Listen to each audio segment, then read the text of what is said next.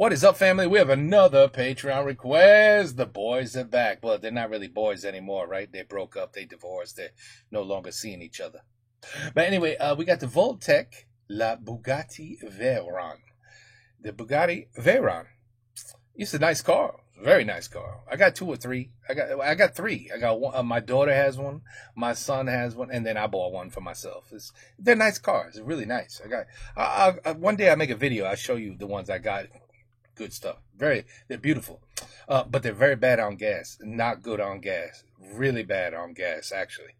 So that's the one bad thing about them is, not very good with gas. Yeah. Anyway, other than that, nice car. Okay, so let's see. He's going to talk about my cars? Well, show me what you know. Vidéo révélation. Oh, attends. Well, let's put this for those who need, little help. Aujourd'hui chez Benzine, j'aimerais informer que Benzine nous offre les locaux pour qu'on tourne, donc ça c'est cool. Mais ils calent des petites surprises dans tous les coins de leur... Derrière la caméra, il y a un coin là, dans le coin de la pièce. Il y a un rat crevé là-bas. Hein, Anthony? Non, on n'est pas content. On te vole ton garage et on est quand même pas content. En même temps, ça pue la merde morte. Moi je dis chez benzine.fr, on trouve des belles voitures, mais aussi des rats crevés.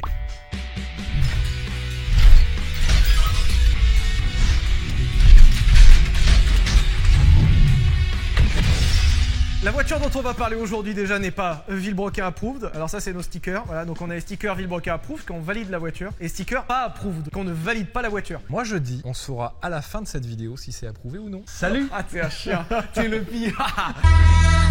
Jusqu'à maintenant, vous aviez l'habitude du Vultec, qui est le format où on explique comment une voiture marche, simplement sans prendre la tête, et c'est cool. Non mais en fait c'est qu'il y a trop de choses compliquées par la suite, et du coup à vulgariser c'est très complexe, et puis ça risque d'intéresser peu de gens. Donc au fur et à mesure il y en aura d'autres, des formats où on vulgarise la mécanique, mais là on va aussi rajouter dans ce format de parler des voitures. En fait aujourd'hui, soit on parle de la crémaillère de direction pendant 30 minutes et on s'emmerde, soit on parle de la plus incroyable des voitures des années 2000, avec des trucs tout à fait intéressants à prendre, avec une histoire de fou, avec une technique de fou. Moi je dis ça, je dis rien, mais à choisir... Oh. Alors moi j'avoue, je préfère ça que la crémaillère de direction. N'hésitez pas à dire en commentaire si c'est votre cas, mais moi je préfère. Et dans le sondage, juste ici. Voilà, donc aujourd'hui c'est la Bugatti Veyron finalement. Voilà, donc à partir de maintenant, on va élargir la notion de Vultec en allant sur des choses, des voitures, des marques, à la fois d'un côté technique, concrètement, mais aussi de l'histoire. Parce que la Bugatti Veyron, ou Veyron pour les Kevin de 5 ans, la Bugatti Veyron, tout le monde en parle. Il y a une énorme mouche là-bas au-dessus du rat crevé. Une mouche, en vrai, elle était comme ça. Elle est passée derrière là-bas là. Je l'ai vue, elle a fait ça, ça. Mais attention le rat! Ah! Il y a un trou dans le mur, il est crevé dans le mur. C'est obligé. Bon alors, je disais quoi? Merde. Et bah c'est fini, merci d'avoir regardé ce Allez, vidéo. merde, dégage maintenant, c'est fini. Voilà.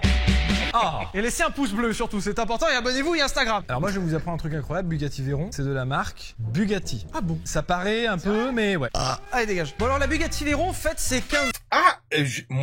La mienne est noire aussi. Eh ben c'est incroyable. ans, mais pour revenir sur l'histoire de la Bugatti Veyron, il faut d'abord s'intéresser à Volkswagen dans les années 80 avec le miracle d'Audi. Aujourd'hui, Audi est une marque qu'on connaît tous. Oui, on va parler de la Bugatti Veyron, mais on est en train de parler d'Audi. C'est normal. Range ton commentaire. Non, quoi que mets là, parce que ça augmente le référencement. Aujourd'hui, on connaît Audi avec la RS6 et tout. Audi, c'est vraiment une marque premium crédible, une marque ancrée et une marque que tout le monde connaît. Mais il faut savoir que dans les années 80, c'était absolument pas le cas. En fait, Volkswagen a racheté un consortium de marques. Alors ça, je l'expliquerai peut-être un jour plus tard en détail. Mais en gros, Volkswagen a racheté dans son histoire plein de marques. Ils ont gardé la marque Audi, qui était la marque la plus qualitative à l'époque, pour en faire une marque à part entière. Audi se voulait une filiale luxe de Volkswagen. Volkswagen étant la voiture du peuple, Volkswagen, est-ce que c'est clair? Et le truc c'est que Volkswagen devait quand même rester les voitures normales, les voitures généralistes finalement. Alors ça a toujours été un peu paillette sur les généralistes, mais globalement... Non en fait ça a essayé parfois Volkswagen d'être dans le luxe, mais ça n'a pas marché. Ça c'est après ça. C'est après. Et en fait, Audi est parti de pas grand chose, surtout au début avec des modèles pas ultra réussis comme l'Audi V8. Alors, si, en fait c'était réussi, mais personne l'a acheté, voilà. Et dans les années 90, Volkswagen réalise un miracle avec Audi. D'une marque que personne ne connaissait 20 ans avant, ils en ont fait une marque premium, crédible et avec des ventes de ouf. Genre BMW, Mercedes, ça faisait des dizaines d'années qu'ils étaient dans le game. Volkswagen, ils arrivent en 20 ans à faire d'Audi un concurrent crédible. L'essor prend vraiment avec l'Audi A3 dans les années 90 90 qui propulse vraiment Audi devant tous les autres et qui franchement a foutu un paquet de boules à pas mal de gens, vraiment. Donc à la fin des années 90 chez Volkswagen, c'est champagne les frérots. Paha. En plus de ça, chez Volkswagen, ça marche du futur aussi. La Golf 4 est un carton, la Passat est un carton, la Polo est un best-seller, un truc de fou. Et Volkswagen commence vraiment à s'approcher de la place de numéro 1 mondial. Donc, And if you ask me, I have to interrupt. If you ask me, a Volkswagen is better quality than an Audi. I'm sorry, it is. I know many people who owned Audis, and they said after 3 years, you better get rid of that shit. Get rid of that car because you are going to start having massive problems. I mean, just nothing but bad things. I've never heard anything good. Even BMWs that are built here, maybe in Germany, they're 100 times better. I'm sure they are. But the ones that are built here, man, if you have a BMW after 5-6 years, you better get your wallet ready. You better get your wallet ready. And I heard the same thing for Audi. As a matter of fact, I heard the same shit with Mercedes. None of these cars don't last. They are not built to last. But Volkswagen, I have never heard nobody say nothing bad about Volkswagen. Isn't that odd? Mm-hmm. Vraiment, à la fin des années 90, sous la direction de Ferdinand Piëch, et j'y reviens juste après, c'est le champagne, les gars. En plus, au-delà de vendre beaucoup, ils vendaient beaucoup avec énormément de marge, parce que Volkswagen s'est inscrit dans le diesel, avec notamment le TDI, qui est aujourd'hui super connu, et ils sont devenus très tôt des acteurs incontournables du diesel. Dans les années 2000, c'était la mode, et là, les marges qui se sont faites, c'est des milliards qui sont rentrés chez Volkswagen. Ça c'est ralasse. Ah, ça c'est ralasse correctement, les frérots. C'est une blague quand je parle comme ça. And then the stock went crazy. If you owned Volkswagen stock in the stock market, you remember that squeeze? I don't know how many of you will remember, but do you remember the squeeze? Ooh, one of the biggest squeezes like in history in the stock market. If you had some Volkswagen stock, you were an instant millionaire. If you just had like, I don't even know, like 500 shares, you were a millionaire instantly. I remember that. Of course, I didn't have no damn Volkswagen stock. Nothing. Je ne lis pas frérot à toutes les phrases, je lis toutes les deux phrases. Donc c'est les années 2000, de l'argent rentre à flot chez Volkswagen. Et là Ferdinand Piëch, le big boss, qui était un peu mégalo sur les bords. Voilà, alors je sais que on commence déjà à critiquer Ferdinand Piëch avec quand même un boulard un peu comme ça. Et commence à avoir une grande stratégie pour Volkswagen qui est le Covid-19. En gros c'est... partout, dans les campagnes, dans les villes. Et le pire, c'est que ça commençait très très bien. Aujourd'hui, on se rend pas compte, certains ne le savent pas, mais Volkswagen, c'est Audi, Bentley, Seat, Skoda, Lamborghini, Bugatti. Ils ont même des motos, ils ont des camions. Il y en a de partout, Volkswagen. Et à la base, ça vient des années 2000. Alors, faut bien que ça commence quelque part. La stratégie à la I think just like a Lexus is really from Toyota. A Ford makes Jaguar. You know, I mean... all these fancy cars at the end of the day, it's the same people that make your little Toyota Tercel. You know, it's just, whatever. Fin des années 80, c'est donc celle-là. Audi, c'est du premium, Volkswagen, c'est du généraliste, et autour, ils se posent la question de racheter Lamborghini. Par la suite, Lamborghini, ils arriveront à le racheter, et Lamborghini occupera le segment des super sportifs dans le groupe Volkswagen, ce qui est actuellement le cas aujourd'hui. Et à la base, ils voulaient aussi acheter Bentley et Rolls. Alors autant Bentley, ça s'est fait, autant Rolls, il s'avère qu'aujourd'hui, c'est BMW qui l'a. Et en fait, l'histoire, elle est un peu... elle est salée. En fait, à la fin des années 90, c'est la guerre entre...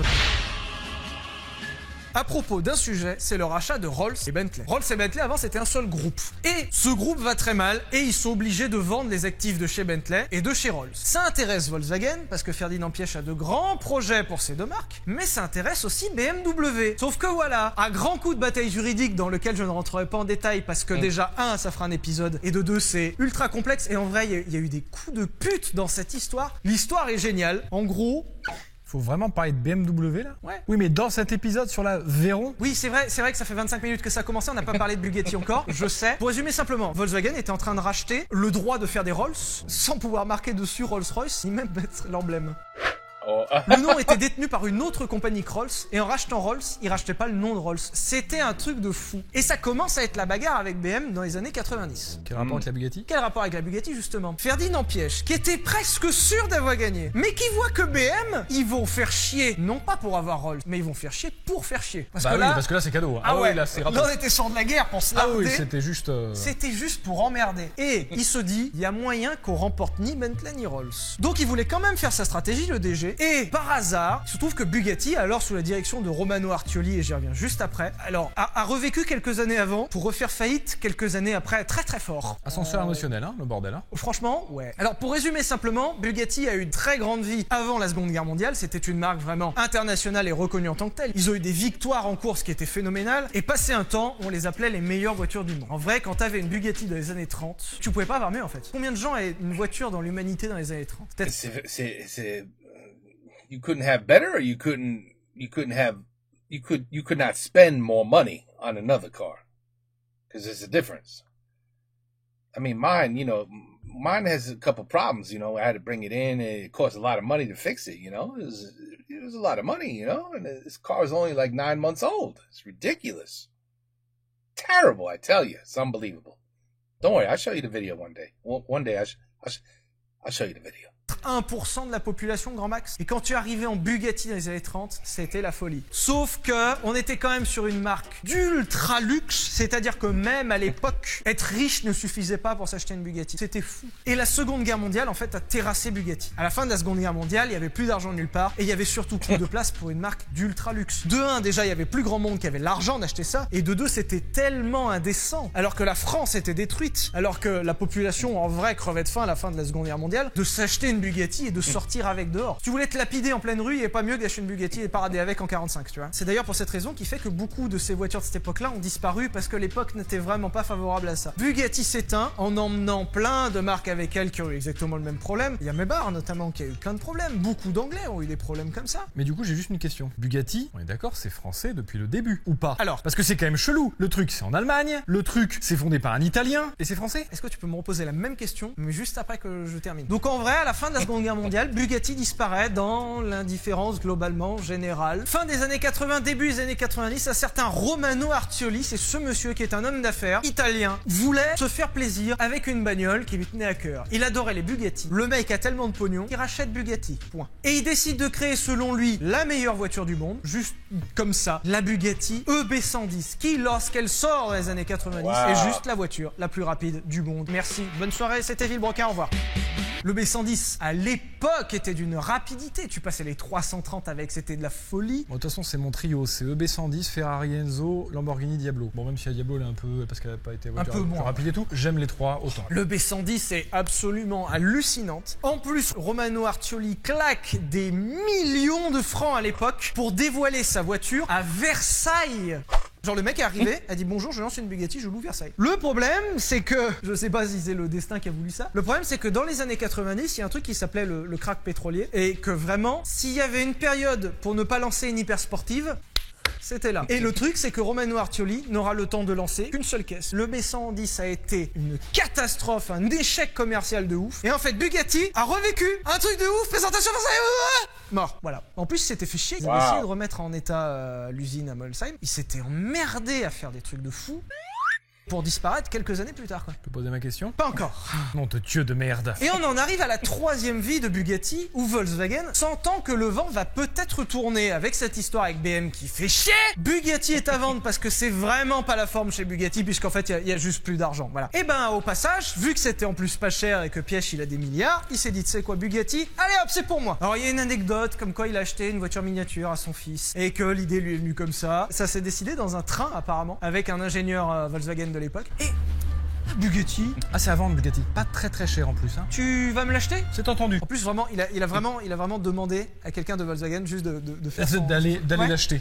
Genre, le mec pesait tellement, voilà, c'est ça. M'appeler quand c'est acheté. Could you imagine that?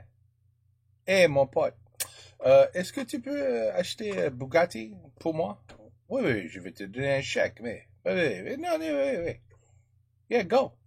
Yeah, the whole company. I want it all. You imagine? 3% of the world, people. 3% of the world. Don't forget that. They can end hunger and homelessness for the entire planet. 3% of the world. Merci. Voilà. Alors là, par contre, il y avait ta question. Oh là! Donc, du coup, Bugatti devient la propriété de Volkswagen à la fin des années 90. Mais du coup, j'ai une vraie question. Oui. Bugatti, c'est français ou pas? Parce qu'au début, Bugatti, c'est quand même été fondé par un putain de designer italien de mon cul, en Allemagne. Ouais. À quel moment c'est français, ce bordel? Le monsieur qui a fondé Bugatti, c'est Ettore Bugatti, d'où le EB, qui est un nom à consonance italienne. C'est normal, le monsieur était italien, c'était un immigré italien. Donc, il a donné son nom à la marque, mais la marque a été créée en France. C'est créé en France, un immigré italien. Alors, il est France ou pas? Vu que c'est créé en France, en théorie, c'est français. Mais dans les années 90, le mec qui a racheté Bugatti, qui est là, c'est quand même italien. Oh. Le nom est italien, c'était quand même fabriqué en France. Maintenant que c'est Volkswagen, tous les fonds viennent de Now it's German? Volkswagen. Une grande partie de l'ingénierie vient de Volkswagen. Par contre, effectivement, c'est assemblé en France. Est-ce que Bugatti Quoi? est français ou allemand? Ah non, attends. L'ingénierie vient de Volkswagen. Par contre, effectivement, c'est assemblé en France. Eh ben, je savais pas ça. Eh ben, je suis con, j'ai 3 et je savais même pas ça. No wonder it's so expensive to get new windshield wipers. You know, you gotta call France to get the windshield. Maintenant je comprends.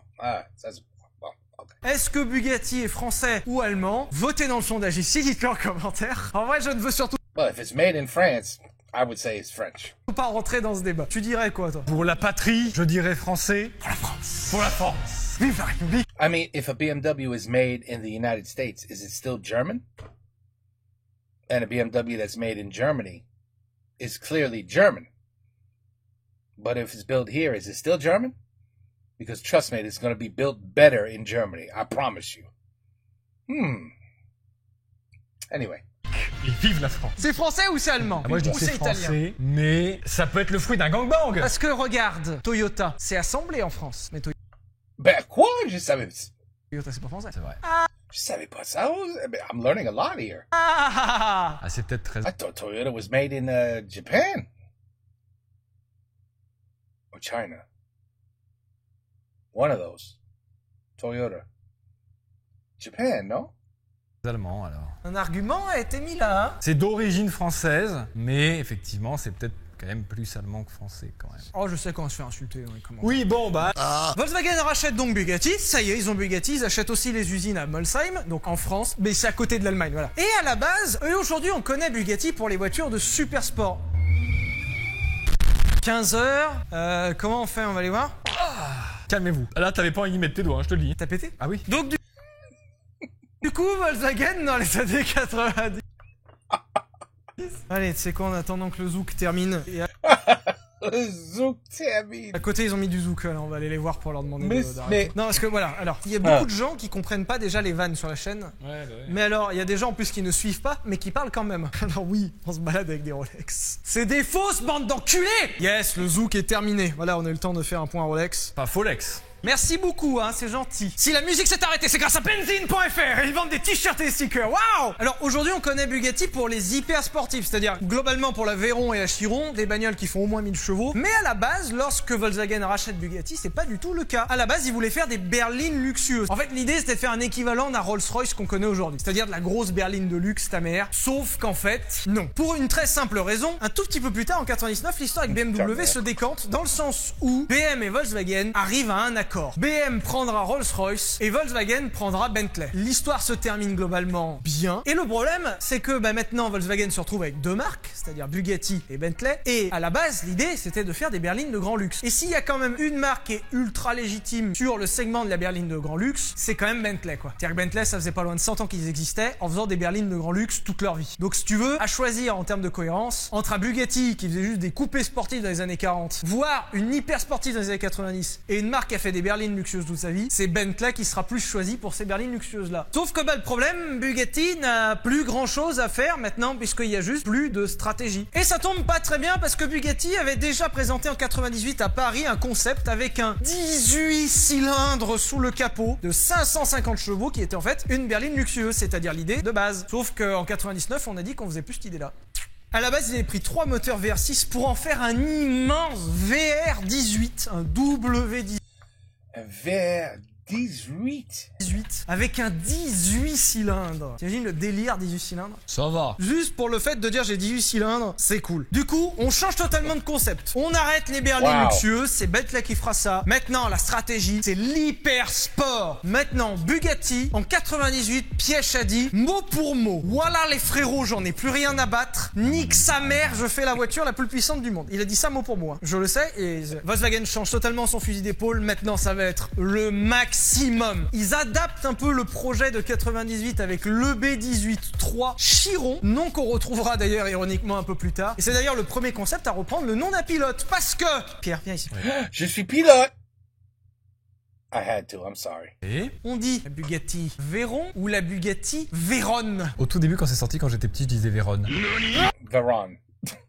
Alors on va mettre au point un truc tout de suite. Chiron, Veyron. Parce qu'en fait, c'est des noms de famille. Et les gens qui m'énervent à dire « Oh, j'ai vu une Chironne !» Non. Ta gueule, ta gueule, ta gueule, ta gueule. C'est Veyron. Par exemple, à Veyron, le nom, c'est Veyron. C'est pas Veyron, c'est Veyron. Du nom du mec qui s'appelait Pierre Veyron, qui a gagné les 24 heures du Mans en 39 sur une Bugatti. C'est un hommage. Donc, ta mère, je ne veux plus entendre un seul Veyron. Le prochain que j'entends dire Veyron, je lui colle un vibrocan on approuve sur le front. Dans le cul. Dans le cul, je lui mets. Putain. Eh ben, dans le cul, eh ben... D'ailleurs, Chiron, Veyron. c'est pareil, c'est pas Chiron, c'est Chiron pour Louis Chiron. Point, c'est le nom de famille, ce n'est pas conjugable. Non, donc non et non. Et on arrive en 2000 où Bugatti affine le concept et présente le dernier concept avant la voiture de série, le B16 4V. Ah, ben voilà. Tu vois? That's the one my daughter has.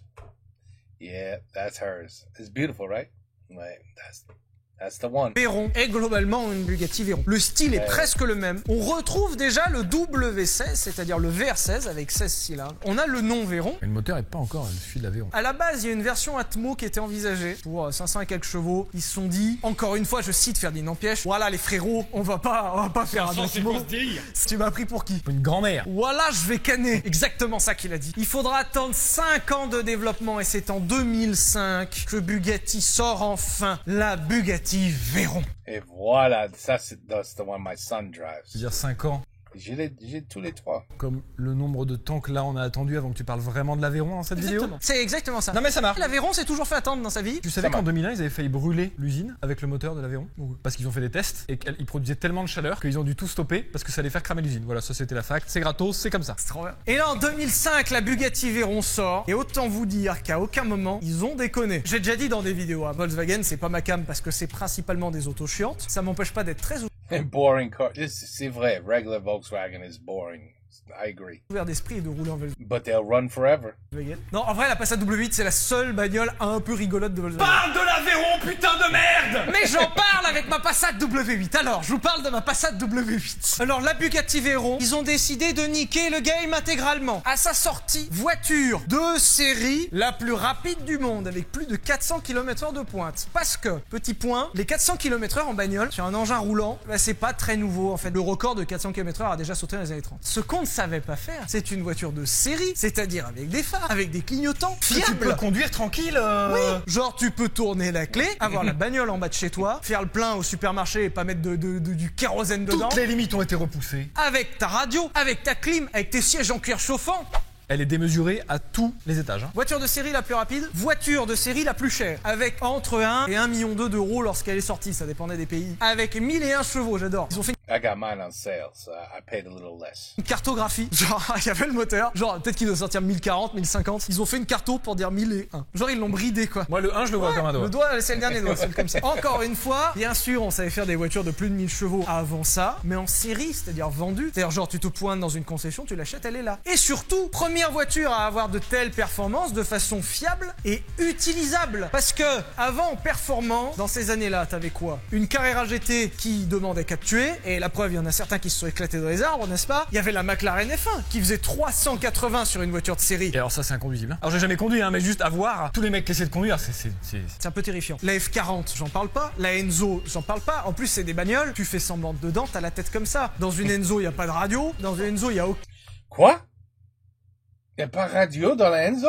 aucun confort. Et en plus, tu prends infiniment moins vite que 400. Enzo, tu faisais 340, déjà ce qui était très bien, hein. Mais le truc, c'est qu'ils ont réussi à te donner le confort d'une putain de limousine d'enculé dans une bagnole qui juste atomise tout. Quand c'est sorti en 2005, rien ne tient. Utilisable à certains détails. Ok, faut faire attention aux jantes quand tu te gares. Tout le monde va te la rayer parce que les gens sont des rageux sur ton enfance. Tu Yeah, that is the problem. I really can't drive in public, and I can't leave it in a public parking lot.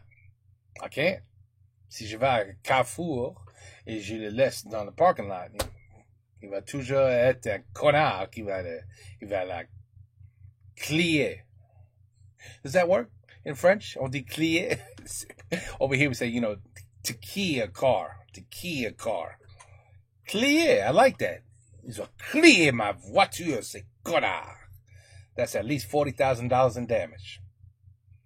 Compter un petit peu pour ça ou pas? Quand tu achètes une bagnole à 1 million d'euros. Non, je sais, mais... Parce que combien de temps tu tiens à 400 km/h avec un plein complet? Mais tu n'as pas besoin de le faire. Je sais, mais les chiffres sont intéressants. Les chiffres sont intéressants, effectivement. 12 minutes. 12 minutes with a full tank if you push it. Ouais, tu vois, c'est le problème. Putain de minutes, t'es taqué, ton plein fait 12 minutes, c'est incroyable. 12 minutes. Après, sur Terre, il n'y a pas d'endroit où tu puisses faire du 12 minutes de 400 à bloc. Donc, c'est génial. C'est un faux problème, monsieur. Après, oui, effectivement, il faut prendre en compte qu'une Bugatti Veyron, c'est des chiffres qui sont hallucinants. La carte grise. Petit sondage. Combien de chevaux fiscaux la carte grise de la Veyron? Et n'allez pas voir sur internet. Il est là, le sondage. Combien de chevaux fiscaux? En sachant qu'en vrai, une voiture normale, c'est moins de 10 chevaux fiscaux, quoi. Allez, on arrête, c'est 118, c'est ça? Merci à 50 € le cheval fiscal. 118. Allez, c'est 100 mois. Tu sais que pour le prix d'une carte grise d'une Bugatti Veyron, t'as juste une caisse cool. J'en parle pas des assurances où on va taper dans les Oh my God, yeah, the car insurance, you don't even want to know what I pay. Ouh, c'est beaucoup. 3 Bugattis. Ben, dis donc, tu veux pas savoir. Tu veux pas savoir. I need some more Patreons. I need some more views, to pay just for the insurance. So. C'est pas facile. 40 000 € par an. J'en parle pas de l'entretien. Alors, point aussi pour l'entretien. Déjà, l'entretien est déraisonnable. Mais bon, quand bien même tu t'en sers pas, déjà la voiture, faut l'entretenir. Ce genre de bagnole, tu les entretiens même si ça roule pas. Mais surtout, les échéances d'entretien sont folles. Et le pire, c'est que passer une certaine vitesse, si tu atteins les 400 km/h, il faut changer les pneus. Mais il faut changer les jantes, voilà. Au cas où de la déformation, tout ça. Donc, changer les pneus, oui. Vraiment, prendre 400, l'opération va te coûter 20 000 balles. Pareil, petite fun fact, parce que j'avais lu ça, ça me fait rigoler. About I forgot. I think it was about $8,000 for one tire. You gotta replace it after you drive. Rigoloué. Ça me fait rigolouer. Rigoloué. Je rigole, je sais pas si c'est intéressant, mais je trouve qu'en termes de chiffres, c'est quand même marrant. Bien sûr. Dans une bagnole normale, t'as combien de radiateurs? Un, voire un deuxième pour l'intercouleur, ouais. T'en as combien dans la Veyron? 30 000. 10. Mais oui, mais c'est normal. 10 radiateurs dans la Veyron. Wow. C'est normal. Non mais t'imagines? C'est normal. Si t'as un pépin pour le localiser. Non. Alors oui, la Veyron, technologiquement, c'est un délire. C'est-à-dire qu'en 2005, lorsque ça sort, c'est le maximum de tout ce qu'on peut faire. Cellule en carbone, et à l'époque, c'était quand même très rare. W16 de 8 litres de cylindrée. Petit point sur le W, c'est une architecture qu'on retrouve chez Volkswagen uniquement, qui est en fait un VR, c'est-à-dire un V avec les cylindres rapprochés. Au début, il y avait surtout le VR6, d'où à la base le concept avec le 18 cylindres, puisque c'était 3 VR6 à coller. Là, ils avaient un peu changé. Ils étaient partis sur des unités de W4, c'est-à-dire des 4 cylindres en W, qu'ils ont décliné en W8 sur la Passat W8, seule voiture d'ailleurs à porter ce moteur, en W12, alors là qu'on a trouvé partout, chez Bentley, chez Volkswagen, dans la Phaeton, dans le Touareg, chez Audi, dans la 8, partout. Et ils ont fait une déclinaison W16, c'est-à-dire avec 4 moteurs de 2 litres chacun collés pour créer un W16 de 8 litres avec 4 turbos. Parce que sur la culasse, certains auront peut-être remarqué que 4 turbo. c'est marqué 16.4, c'est pas 16 litres 4, c'est 8 litres de cylindrée. 16 c'est le nombre de cylindres et 4 c'est le nombre de turbos. Il y a 4 turbos avec 4 intercouleurs. Pour refroidir tout ça, 10 radiateurs. Allez, It's insane. merci.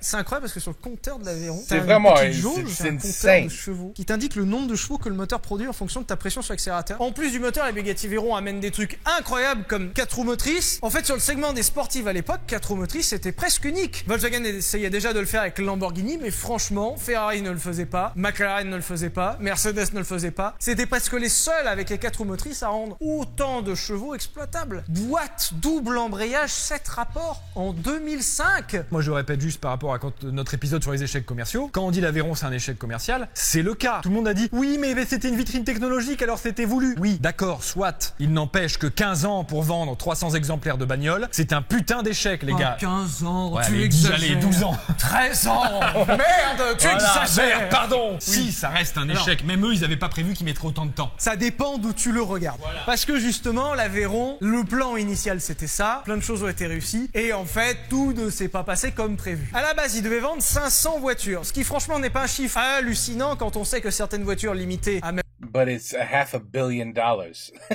right there for just 500. Think about that. That's crazy.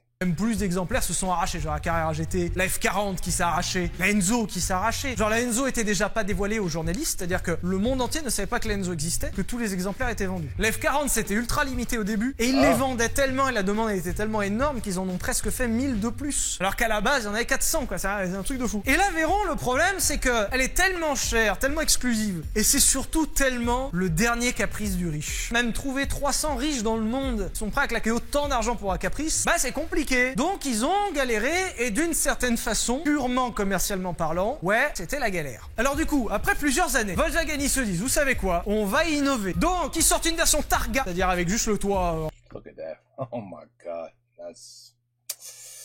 It is a beautiful looking thing. Enlevable. Et tant qu'à faire, aller dans le maximum. 1000 chevaux cabriolet, puis... Allez, c'est bon quoi. Et ils te sortent une version super sport. La voiture était vraiment Oh yeah, that's a beauty too. mise à jour et surtout 1200 chevaux. C'est-à-dire 1000 chevaux c'est pas assez. 1200 chevaux. Et surtout, alors là on en arrive à la stratégie que j'appelle la stratégie Citroën. Parce que c'est clairement un délire. Citroën et Peugeot adoraient faire ça. C'est-à-dire quand les voitures arrivaient en fin de vie, genre la 205, la Saxo, la 106, ils te faisaient plein de séries limitées à la con. Genre la Saxo Bic. Ah, la fameuse Saxo Bic. Et A Saxo Beat?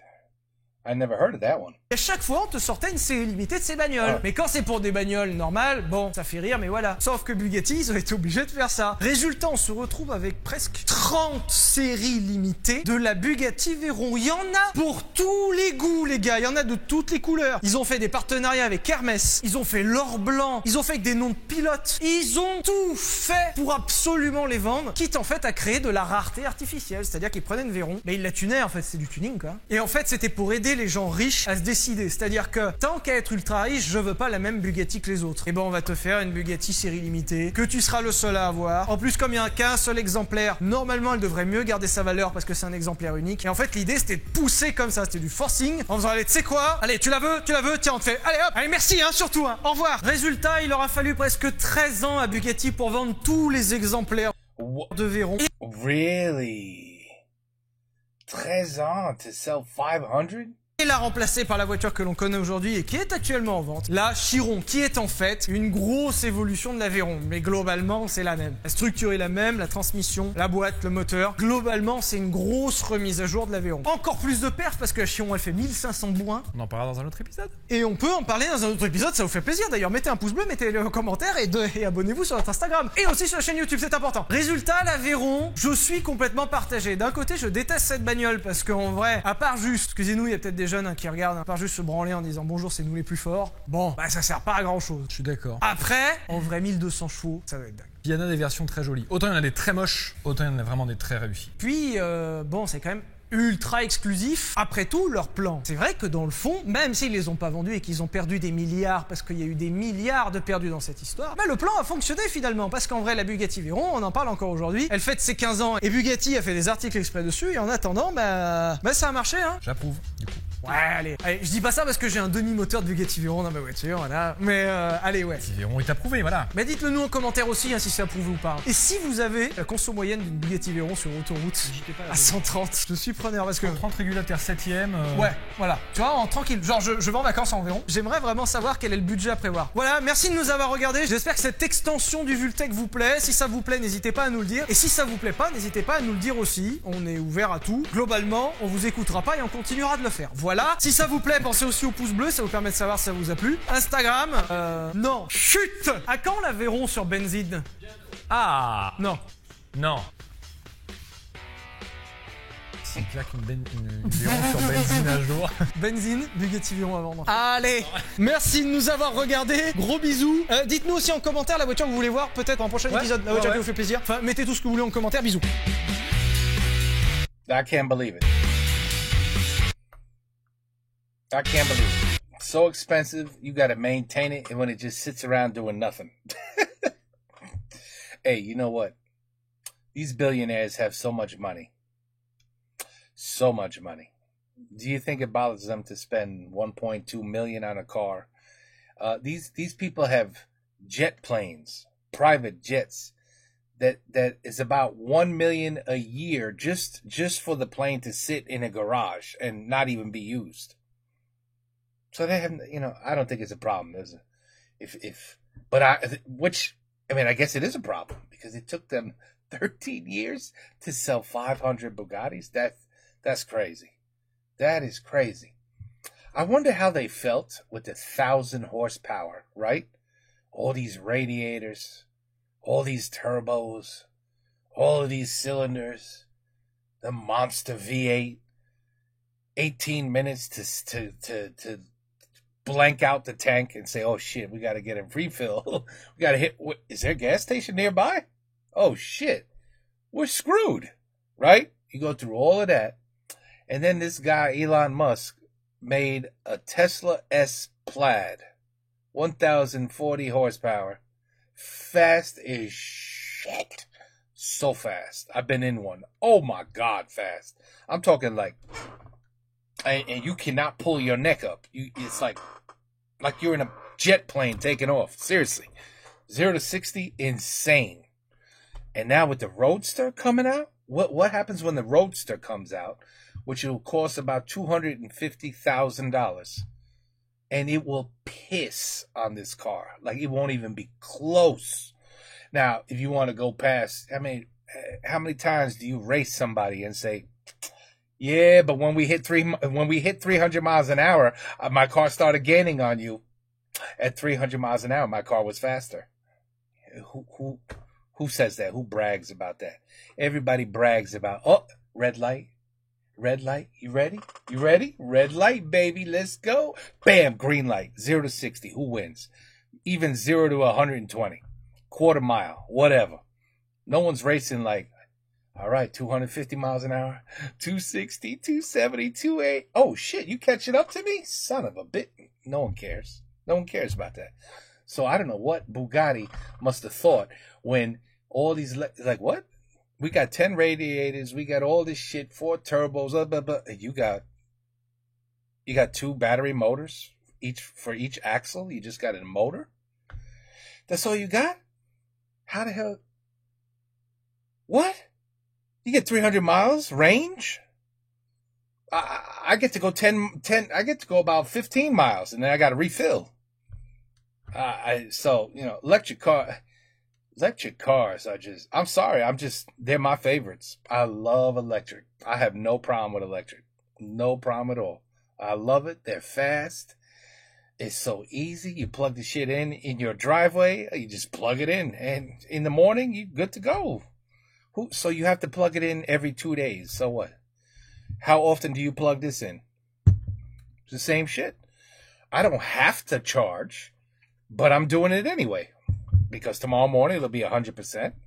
Same thing with a car, right? With an electric car, who cares? Oh, you have to charge it who cares? I charge my phone every day. I charge the car every day. Anyway, I don't know. For me, electric all the way.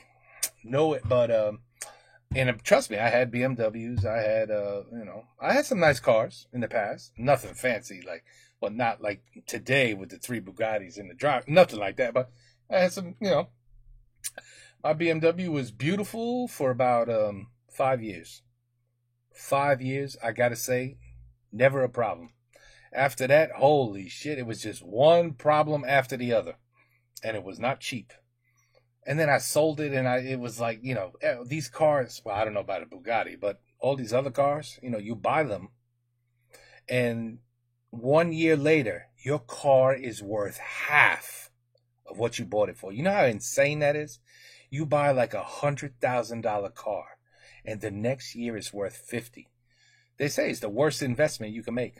is buying a car. The worst investment you can make is buying a car. C'est vrai? C'est vrai. But anyway, I don't know. I have to get rid of my Bugattis, I guess. It's too expensive. They're just sitting in the driveway. It's a lot of money. It's a lot of money. Every time I drive it, it's like, oh, another $8,000 tire. I got to replace. Nah, it's just too much. It's too much.